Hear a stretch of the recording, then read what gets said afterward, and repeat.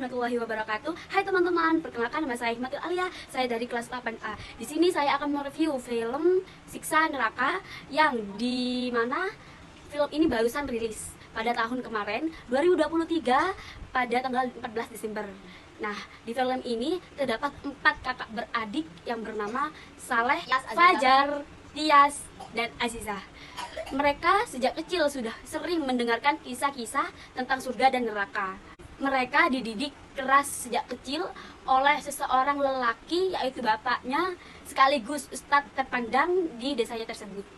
Salah satu dari kakak beradik ini yang bernama Tias, anak ketiga, disebut anak aneh oleh tetangganya dan oleh keluarganya sendiri karena saat masih kecil, waktu ada orang meninggal, pernah melihat neraka. Orang ini tuh masuk neraka.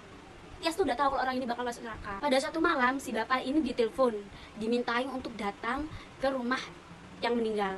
Dimana yang meninggal ini adalah teman Azizah, anak keempat dari bapak ini. Azizah saat mendengar berita temannya ini meninggal, Azizah kaget. Ya udah jelas lah ya, kalau kita mendengar orang kita meninggal pasti kaget kan. Tapi anehnya, Azizah ini sangat aneh, kayak mencurigakan, gelisah, takut, apa gerak-geriknya itu kayak nakutin gitu, mencurigakan gitu, kayak ada sesuatu. Kenapa ini kayak gitulah pokoknya. Di saat Azizah ini berada di dalam kamar, si ibu manggil. Ibu ini mau berangkat ke tempat teman Azizah yang sudah meninggal bersama bapak. Si ibu ini manggil untuk mengajak Azizah karena kan temannya sendiri yang meninggal. Jadi ibunya itu berpikir bahwa Azizah ini harus ikut.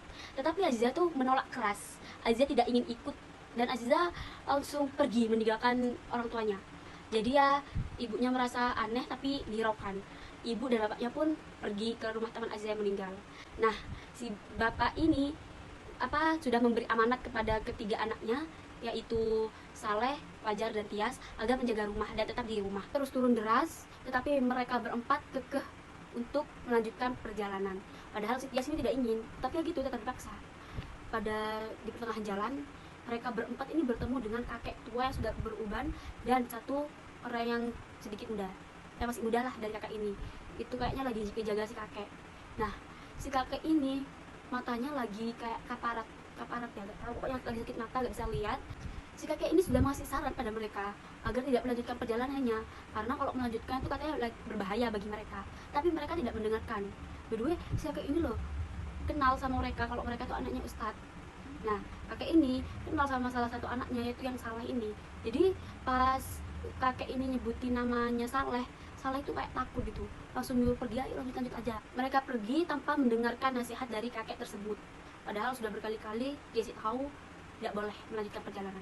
Tapi mereka tetap terus berjalan, dan parahnya lagi mereka itu lewat jalan yang dimana nggak boleh dilewatin, apalagi kalau malam-malam dan hujan, itu lebih berbahaya. Kenapa kok mereka bisa mau lewat jalan kayak gitu?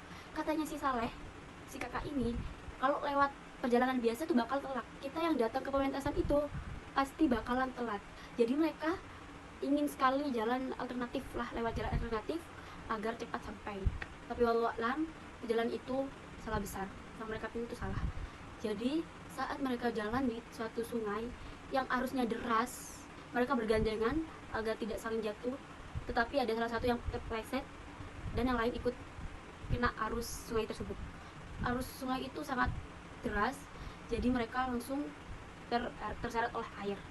Si Saleh ini terbangun, tapi terbangunnya itu bukan di dunia biasa, tapi di dunia dimana sering diciptakan oleh bapaknya, yaitu dunia neraka. Di sana Saleh disiksa, dan siksanya itu satu persatu dilihatkan. Kenapa kok kamu disiksa ini? Itu dikasih tahu karena si Saleh ini dunia sering membohongi, kayak ngambil duit orang. Dia tuh suka ngambil duit orang dengan cara membohongin orang, paham gak sih?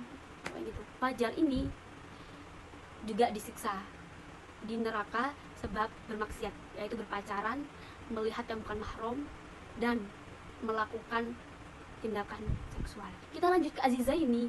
Nah, Azizah ini plot twist banget pokoknya. Azizah ini plot twist karena Azizah ini dihukum gara-gara dia sudah menfitnah temannya sendiri sampai temannya itu bunuh diri. Yang mati itu ternyata gara-gara Azizah. Si Azizah ini menfitnah temannya tersebut sampai temannya itu dibully sekelas dan akhirnya bunuh diri. Azizah melakukan kesalahan itu dan Aziza juga mencuri barang temannya. Padahal Aziza yang mencuri tapi yang difitnah temannya. Jadi Aziza mendapatkan siksaan dari perbuatannya tersebut. Mereka disiksa barengan dan saling menolong di neraka itu. Kayak aneh gak sih, saling menolong di neraka? Bisa? Gak bisa lah ya, tapi ini film, mungkin tahu diapain. Saat itu mereka saling menolong, dan datanglah Tias, anak yang berbakti ini. Si Tias selamat dari siksa neraka, tapi dia ada di neraka tersebut untuk melihat saudara-saudaranya yang sudah melakukan dosa di dunia. Mereka disiksa, benar-benar disiksa, diperlihatkan lidah dipotong, tangan dipotong, mata diculekin sampai nembus, dilihatkan jelas tanpa ada sensor. Jadi di pertengahan itu datanglah Tias. Tias ini anaknya berbakti, tetapi dia tidak disukai orang. Ya mungkin gara keanehannya, kepribadian yang aneh. Si Tias datang, dia menyaksikan saudara-saudaranya yang lagi disiksa. Tias ini gak disiksa, Tias hanya dilihatkan saja, disaksikan bahwa orang-orang yang masuk neraka ini adalah orang yang berdosa. Dan saat itu mereka berkumpul di neraka ini, Yang menyiksa mereka di sana adalah dirinya sendiri. Aku tahu ya, yang mereka buka itu dirinya sendiri. Yang bercahaya hanyalah Tias. Adegan itu yang bikin Tias itu sendiri, karena sirahnya Tias ini ngomong keras. Bukan di sini. Sadar, dan yang selamat hanyalah si Tias. Yang lain itu meninggal secara tragis, ngambang di suatu sungai, ditemukan satu persatu, dan hanya Tias yang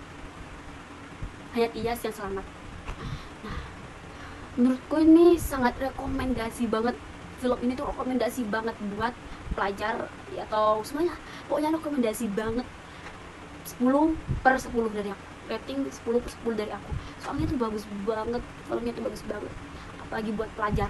Gak boleh nyentek, nanti kalau nyentek ketok tangannya. Padahal sekarang tuh langsung Google ya, awas diculek nanti. Pokoknya kalian tuh ya harus lihat film ini, wajib. Menurutku wajib sih, soalnya ini rekomendasi banget buat kita yang seumuran gini. Oke lah, segitu aja dari saya, segitu aja review dari saya. Semoga yang tidak ada niatan lihat karena takut, semoga langsung lihat ya, langsung pergi untuk lihat. Soalnya rekomendasi banget. Oke deh, segitu aja. Terima kasih, bye bye. Assalamualaikum warahmatullahi wabarakatuh.